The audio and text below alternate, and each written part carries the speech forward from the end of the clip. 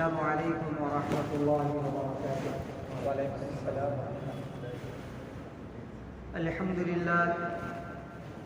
الحمد لله الذي شهدت له بالربوبية جميع مخلوقاته، وأقرت له بالخلق جميع مصنوعاته، والصلاة والسلام على سيدنا محمد وأمينه على وحيه وخيرته من خلقه، أرسله الله رحمة للعالمين وإماما للمتقين وحجة على الخلائق أجمعين.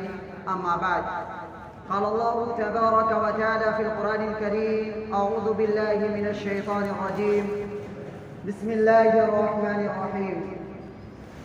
سبحان الذي أسرى بعبده ليلا من المسجد الحرام إلى المسجد الأقصى الذي باركنا حوله لنريه من آياتنا إنه هو السميع البصير.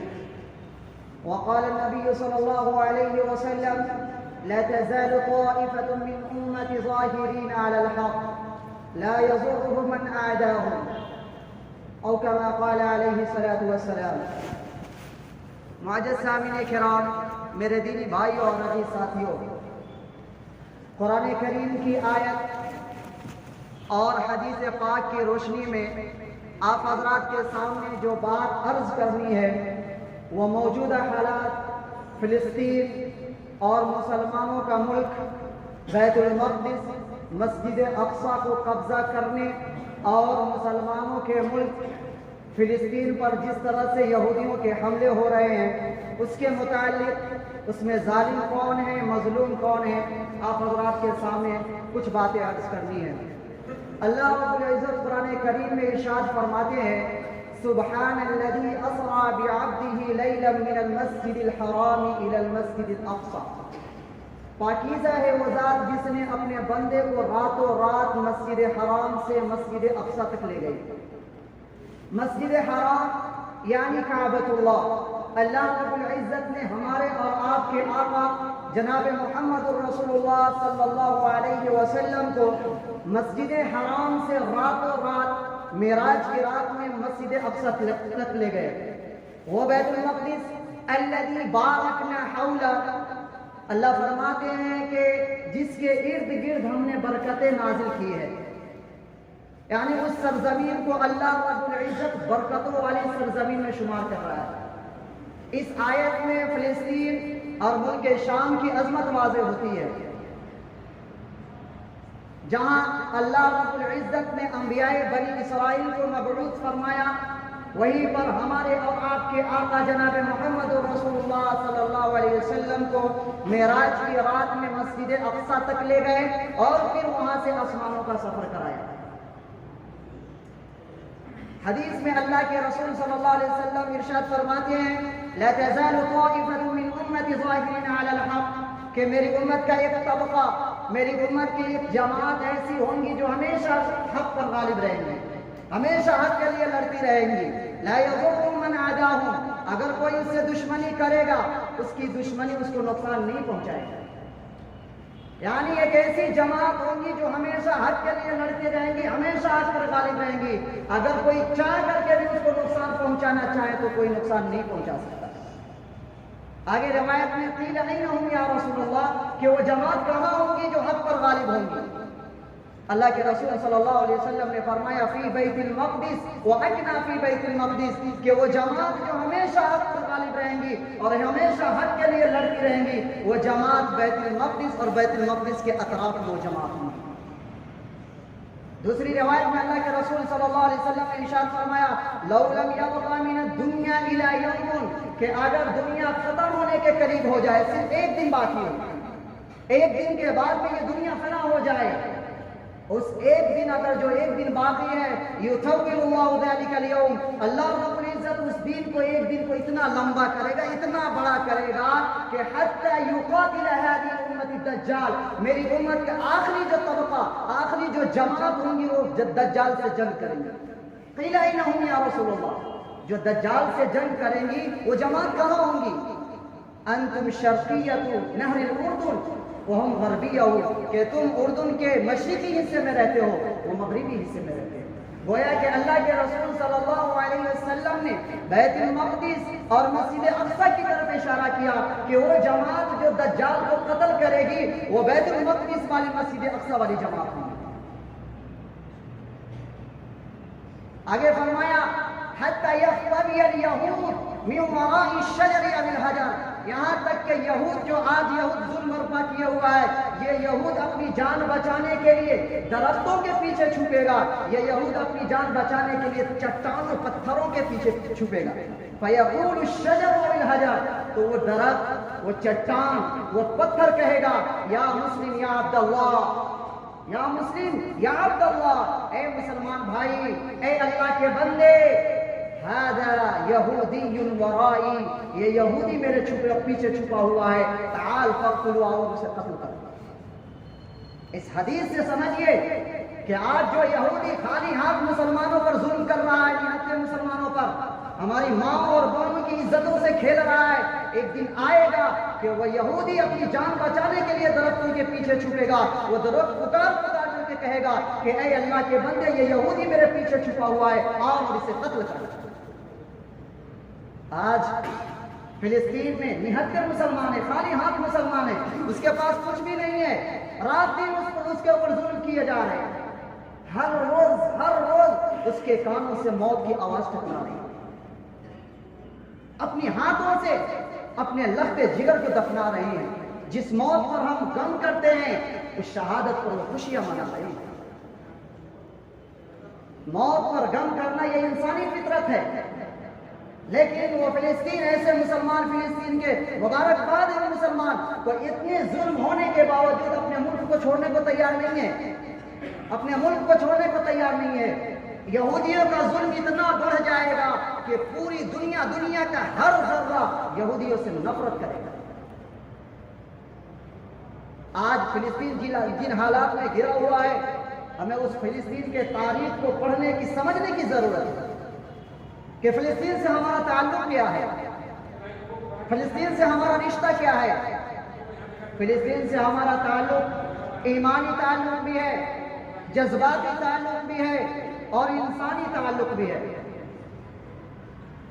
آپ سمجھیے فلسطین وہ شہر ہے جہاں اللہ رب العزت نے بنی اسرائیل کے انبیاء، جہاں حضرت ابراہیم سے لے کر کے بنی اسرائیل کے انبیاء کو ان کے سامنے اللہ نے مبعوث فرمایا، اور فلسطین وہ شہر ہے جہاں حضرت ابراہیم علیہ السلام اپنے آباء و اجداد کو چھوڑ کر کے، اور نمرود نے حضرت ابراہیم کو آگ میں جلانے کی کوشش کی، وہ ناکام ہو گیا۔ پھر حضرت ابراہیم اپنی فیملی کو لے کر کے جہاں ہجرت کی ہے، جس شہر کی طرف ہجرت کی ہے، وہ فلسطین ہے۔ فلسطین وہ شہر ہے جہاں اللہ رب العزت نے حضرت لوط علیہ السلام کے فیملی کو عذاب سے نجات عطا فرمائی۔ فلسطین وہ شہر ہے جہاں حضرت داؤد علیہ السلام اپنی سلطنت و حکومت بنانے کے لیے اور اب ایک محراب بنا کر کے عبادت میں مشغول ہو گئے، وہ فلسطین کا ایک شہر ہے، وہ ایریا فلسطین کا ایریا ہے۔ فلسطین وہ شہر ہے جہاں حضرت سلیمان علیہ السلام نے اپنا کیپٹل سٹی بنایا، اور وہیں سے پوری دنیا کے انسانوں پر، پوری دنیا کے جانوروں اور جناتوں پر حکومت کرتے رہے، اور جہاں اپنے رہنے کے لیے جس جگہ کا انتخاب کیا وہ فلسطین کا ایریا ہے۔ فلسطین وہ ایریا ہے جس کا قرآن میں ہم نے واقعہ سنا سورۃ النمل کے اندر کہ ایک چیونٹی دوسرے چیونٹی سے کہتی ہے یا ایھا النمل ادخلوا مساکنکم لا یحطمنکم سلیمان، کہ اے چیونٹیوں تم اپنی بیلوں میں چلی جاؤ ورنہ سلیمان اور اس کے لشکر کو تم نظر نہیں آؤ گے، پھر تمہیں روت دیے جاؤ گے۔ تو ایک چیونٹی دوسرے چیونٹی کے بات کو سن کر کے وہ جانے کو تیار ہے، وہ فلسطین کا ایریا ہے۔ فلسطین وہ ایریا ہے، فلسطین وہ شہر ہے جہاں حضرت زکریا علیہ السلام نے محراب بنا کر کے عبادت میں مشغول ہو گئے۔ فلسطین وہ شہر ہے جہاں حضرت مریم علیہ السلام کو اللہ رب العزت نے بغیر باپ کے اولاد دینا چاہا، اور جہاں حضرت جبرائیل علیہ السلام جہاں کر کے پھونک مارے، اور جہاں حضرت مریم علیہ السلام کی ڈلیوری ہوئی ہے، وہ فلسطین کا ایریا ہے، وہ فلسطینی شہر ہے۔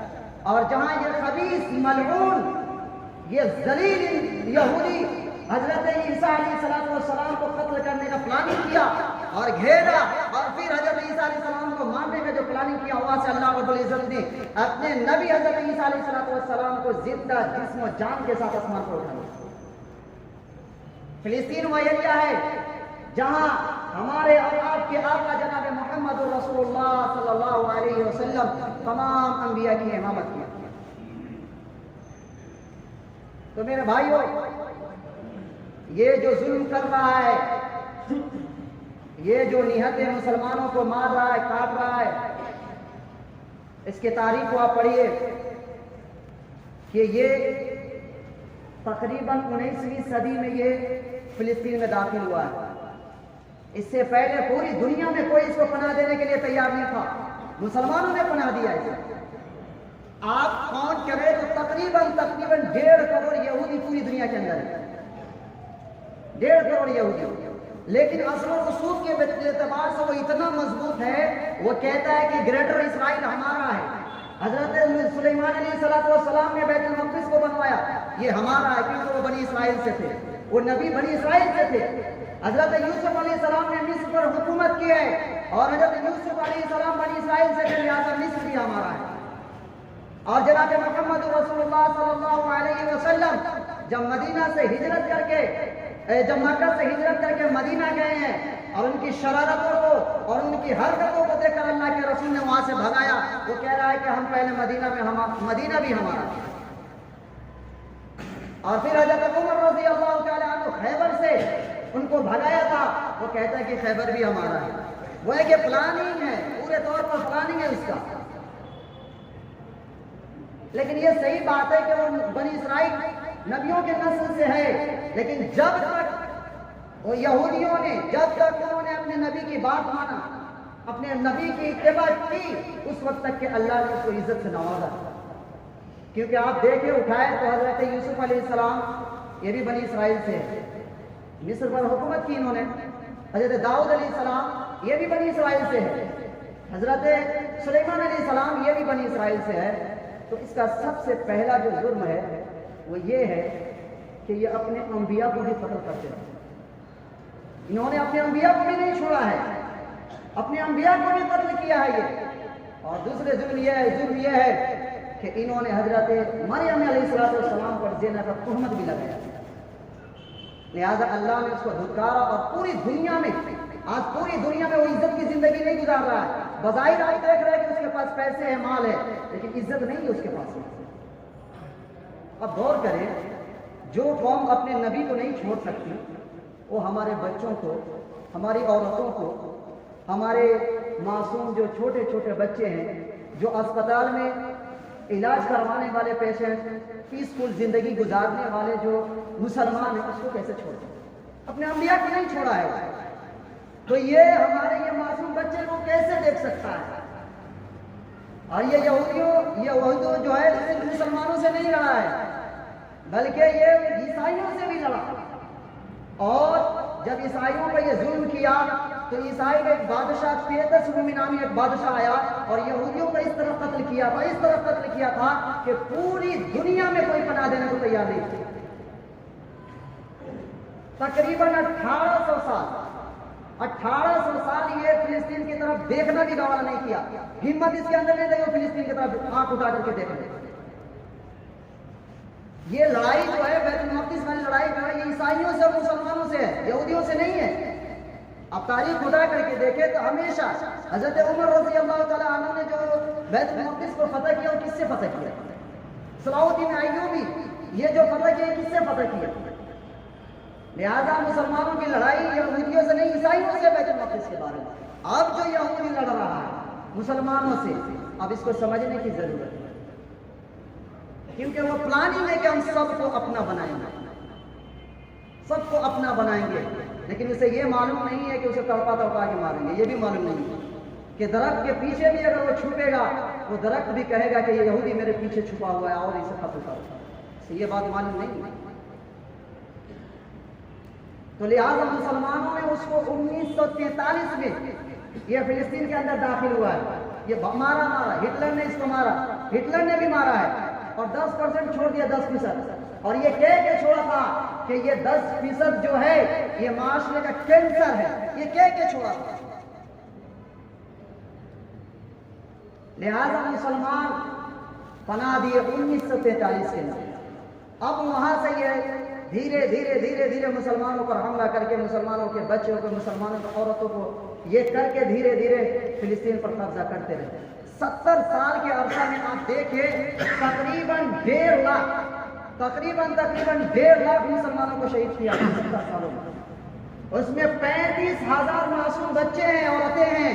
1.5 لاکھ میں یہودیوں نے یہ ظلم کیا ہے، حالانکہ اسے دیا تھا پناہ رہنے کے لیے، اور اس کے احسان کو بھلا کر کے وہ قبضہ کرنے کے چکر میں پڑا. تو میرے بھائیوں، ضرورت اس بات کی ہے کہ آئے دن حملے ہو رہے ہیں. مسجد میں نماز پڑھنے آ رہے ہیں، جس سجدے سے اللہ اکبر کہہ کے سر اٹھانا چاہیے تھا، نعرہ تکبیر کہہ کے سر لاش اٹھایا جائے. پھر بھی میں سلام کرتا ہوں آ کے عورتوں کو، اور سلام کرتا ہوں بھائیوں کو کہ اتنے حملے کے باوجود بھی وہ اپنے بچوں کو کبھی یہ منع نہیں کرتے کہ تم مسجد میں دوبارہ مت جاؤ، بلکہ یہ گوارا کرتی ہے کہ میرا بچہ سجدے کی حالت میں مر جائے لیکن بیت المقدس کو میں اس کے حوالے نہیں کروں. لیکن آج کے مسلمان ہمارے قوم ہے، ناچنا تو آتا ہے، گانا تو آتا ہے، اور شادیوں کے رسومات میں اپنی بیٹیوں کو ننگے سر سامنے بیٹھانا تو آتا ہے، اور شادیوں میں میرے گھر میں ڈانس کرنا اور سب کے سامنے اپنے بچیوں کو لڑکا اور لڑکیوں کے درمیان میں تو گھسانا آتا ہے، لیکن اپنے مسجدوں کو بچانا نہیں آتا. اس لیے ضرورت اس بات کی ہے کہ میرے بھائی اپنی دعاؤں کے ذریعے سے ان فلسطینیوں کی مدد کیجیے، اور اپنی دعاؤں میں یہ بات یاد رکھیے اور ذکر کیجیے کہ اے اللہ، اے ابابیلوں کو بھیج کر کعبے کی حفاظت کرنے والے اللہ، اے فرشتوں کو ننگے تلوار دے کر کے بدر میں بھیجنے والے اللہ، اے نمرود کی آگ سے ابراہیم کو بچانے والے اللہ، اے موسیٰ کو فرعون کی ظلم سے بچانے والے اللہ، اے یوسف کو کنویں سے نکالنے والے اللہ، اے محمد رسول اللہ کو مکہ کے کافروں سے بچانے والے اللہ، اے یونس علیہ السلام کو مچھلی کے پیٹ میں حفاظت کرنے والے اللہ، ان مظلومین فلسطینیوں کو ان یہودیوں کے چنگل سے نکال دو. یہ دعا کریں، یہ ہمارے اوپر ہے. اب یہ دعا کب کارگر ہوگی؟ جب ہم تنہائی کے گناہ کو چھوڑیں گے تب، کیونکہ اللہ رب العزت ظالموں کے دعا کو قبول نہیں فرماتا. اللہ رب العزت نافرمانوں کی دعا کو قبول نہیں فرماتا. ضرورت اس بات کی ہے کہ پہلے ہم تنہائی کے گناہ کو چھوڑیں اور اپنے آنکھ سے آنسو بہائے ان معصوم بچوں کے لیے جو 3 سال 4 سال 5 سال کے بچے ملبے کے اندر دبے ہوئے ہیں. ابو ابو امی امی پکار رہا ہے، ابو چاہتے ہوئے تو اس بچے کو بچا نہیں سکتا. ماں کے سامنے وہ بچی تڑپ کر مر رہی ہے لیکن ماں بچا نہیں سکتی. یہ ظلم ان کے اوپر ہو رہے ہیں. فلسطین کے وہ مسلمان ہیں جو فرض نماز سیکھنے سے پہلے جنازے کی نماز سیکھ لیتے ہیں. بچپن سے جنازے کی نماز پڑھنے کی عادت ہے اس کو. ابھی وہ چھوٹے ہوتے تبھی سے وہ سیکھتے رہتے ہیں. آج جو یہودی ظلم کر رہا ہے نہتے مسلمانوں پر، ہمیں دعا کرنے کی ضرورت ہے کہ اللہ رب العزت اس کی حفاظت فرمائے، اور ظالموں کے اگر حق میں ہدایت ہے اللہ ہدایت دے دے، ورنہ نیست و نابود فرما دے. لہٰذا ہمیں سمجھنے کی ضرورت ہے. ہم سمجھیے، تاریخ کو پڑھیے اور سمجھیے کہ ہمارا تعلق کیا ہے مسجد اقصی سے، ہمارا تعلق کیا ہے. سمجھیے ہماری 1 انچ اگر کوئی زمین لے لے، پوری دنیا سے لڑنے کو ہم تیار ہو جاتے ہیں. 1 انچ زمین کوئی لے لے، اگر ہمارے ایک آدمی کو کوئی مار دے تو پوری دنیا سے ہم لڑنے کو تیار ہو جاتے ہیں. اگر ہماری بیٹی کے سر سے کوئی دوپٹہ ہٹا دے تو پوری دنیا سے ہم لڑنے کو تیار ہو جا رہے ہیں. کیا وہ ہماری بہن نہیں ہے؟ کیا وہ ہماری ماں نہیں ہے؟ کیا مسجد اقصی ہماری زمین نہیں ہے؟ مسجد اقصی ہماری نہیں ہے؟ کیا ان کی اس حفاظت کی ذمہ داری صرف انہیں کو ہے؟ یہ تمام مسلمانوں کے لیے کہ مسجد اقصی ہماری ہے، اور ذمہ داری بھی ہماری ہے کہ ہم اس کی حفاظت کریں. کسی شاعر نے کیا خوب اچھی بات کہی تھی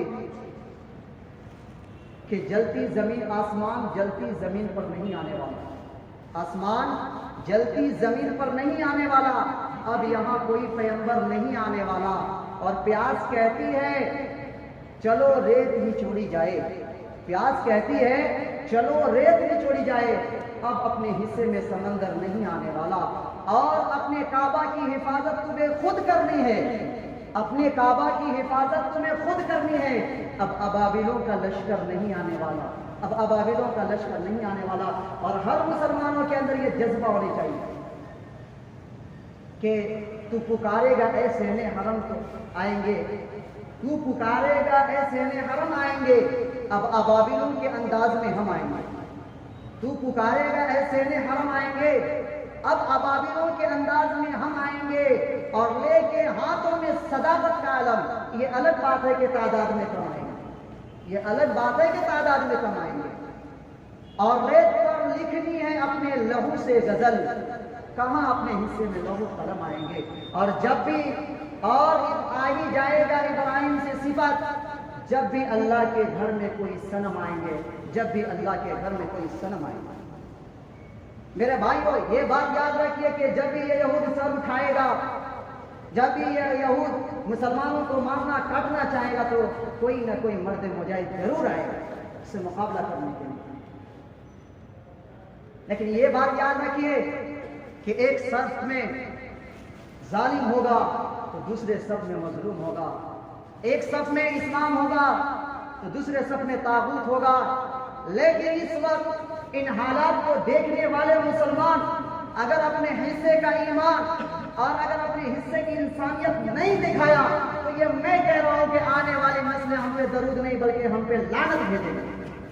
کہ فلسطین کے وہ بچے کل قیامت کے دن گربان پکڑ کر کے کہیں گے کہ میرا کیا قصور تھا کہ وہ دن جو مجھے دودھ پینے چاہیے تھا ان دنوں میں میرے سر سے خون بہایا جا رہا تھا، جن دنوں میں ہمیں ماؤں کی لوڑیاں سننے چاہیے تھا ان دنوں میں ہمیں بندوق کی گولیاں سنائی دے رہی تھی، جن دنوں میں ہمیں اللہ اکبر کہہ کر سجدے سے سر اٹھانا چاہیے تھا ان دنوں میں نعرہ تکبیر کہہ کے ہمارے سر اٹھائے جا رہے.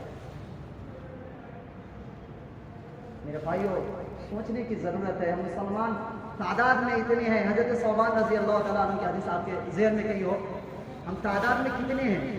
تعداد میں دوسرے نمبر پہ، تعداد میں دوسرے نمبر پہ.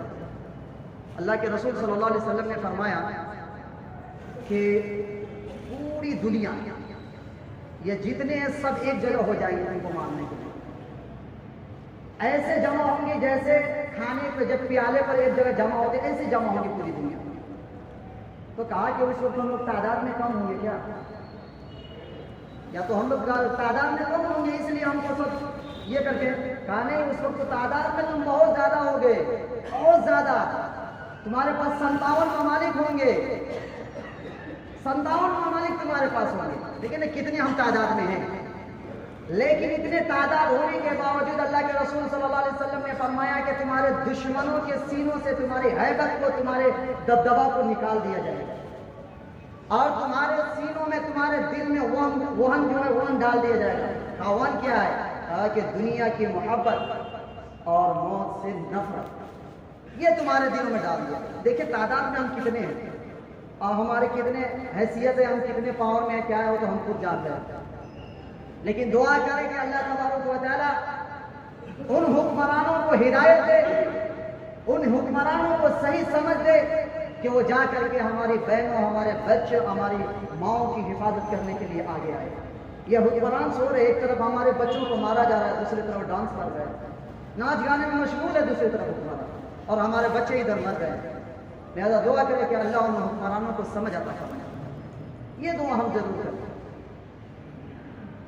لہذا ضرورت اس بات کی ہے کہ ہم ان بچوں کے لیے دعا کریں، ان ماؤں کے لیے دعا کریں.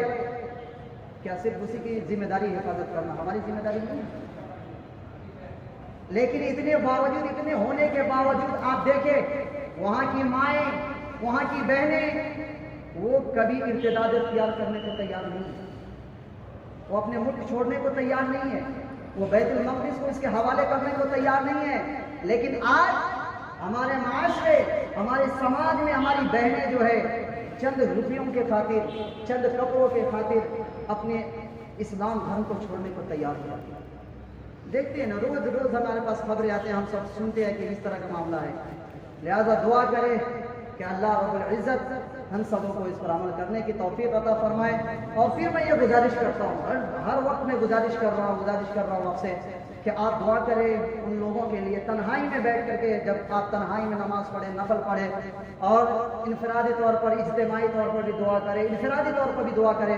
ہم کچھ کر نہیں سکتے ہیں، بس یہی کر سکتے ہیں کہ ہم دعا کریں گے، دعا کے علاوہ ہم کچھ کر نہیں سکتے ہیں۔ لیکن یہ یاد رکھیے کہ ہم جب تک کہ ہم حصہ نہیں لیں گے، جب تک کہ ہم اپنے آپ کو اس رجسٹر میں نام نہیں لکھوائیں گے، تو کل قیامت کے دن وہ بچے، وہ مائیں، وہ بہنیں سب دامن پکڑ کے، گریبان پکڑ کر کے سوال کریں گے، ہم سے سوال کریں گے کہ ہمیں مارا جا رہا تھا، ہمیں کاٹا جا رہا تھا، تو بھی مسلمان تھا، لیکن تو نے کیوں نہیں آیا، کیوں نہیں ہمیں بچایا، کیوں نہیں ہمارے لیے دعا کی؟ لہٰذا ضرورت اس بات کی ہے کہ ہم دعا بھی کریں اور جس طرح سے ہو سکے ہم مدد کرنے کی کوشش کریں گے انشاءاللہ۔ اللہ تعالیٰ ہم سب کو اس پر عمل کرنے کی توفیق عطا فرمائے۔